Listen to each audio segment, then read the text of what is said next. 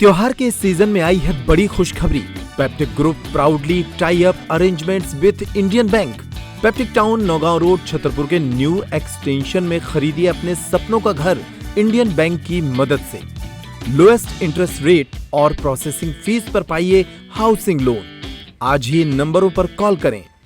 मध्य प्रदेश के नगरीय निकाय मंत्री कैलाश विजयवर्गीय ने अपने उस बयान पर सफाई दी है जिसमें उन्होंने राहुल गांधी और प्रियंका गांधी को लेकर आपत्तिजनक टिप्पणी की थी। कैलाश विजयवर्गीय ने कहा था कि भाई बहन बीच सड़क पर आपस में चुंबन करते हैं, ये कौन सी संस्कृति है। अब उन्होंने अपने इस बयान पर जो सफाई दी है वो भी सुनिए। देखिए, ऐसा है, कल पंडित दीनदयाल उपाध्याय जी की जयंती थी और उसमें विदेशी संस्कृति क्या है और पंडित दीनदयाल जी ने जो एकात्म मानव दर्शन दिया वो भारतीय संस्कृति, भारतीय परंपरा के अनुरूप दिया है। जी सर। मैं किसी रिश्ते की पवित्रता पे प्रश्न चिन्ह नहीं उठा रहा हूँ। मैं भारतीय सब रिश्ते पवित्र है।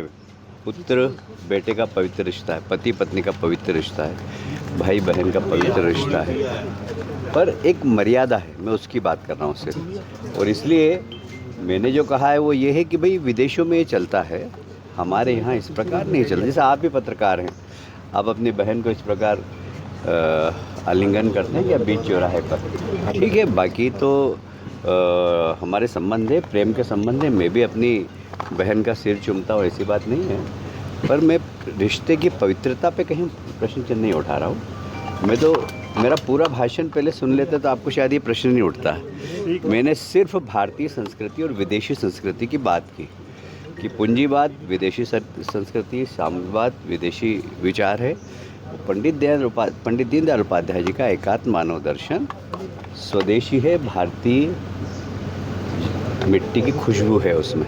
वो इसलिए देश का विकास हमारी विचारधारा के अनुसार होना चाहिए। और मोदी जी उसकी प्रयोगशाला है, मोदी जी उसके सबसे बड़े साइंटिस्ट हैं।